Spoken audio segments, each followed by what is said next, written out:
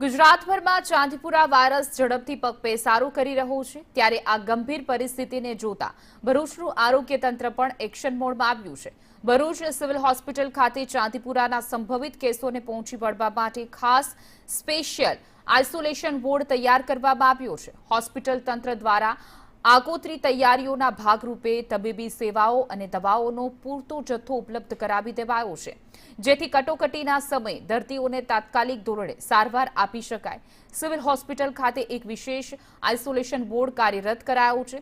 કોઈપણ શંકાસ્પદ કે પોઝિટિવ દર્દી સામે આવે તો તેને તાત્કાલિક અન્ય દર્દીઓથી અલગ રાખી સારવાર આપી શકાય તે માટે આ વિશેષ વોર્ડમાં 30થી પણ વધુ બેડ તૈયાર રાખવામાં આવ્યા છે।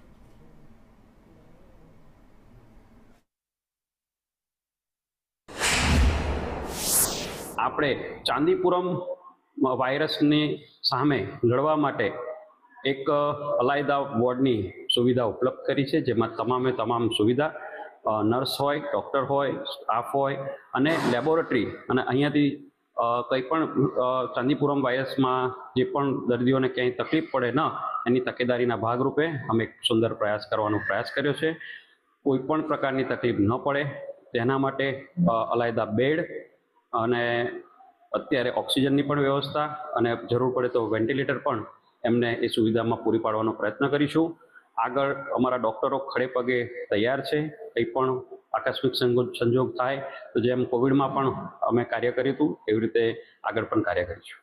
નિરાકરણ માટે અત્યારે કોઈ એની દવા કે કશું શોધાયું નથી। એનું મેઇન ફોકસ જ હમણાં બાળકને થાય ના એના પર છે।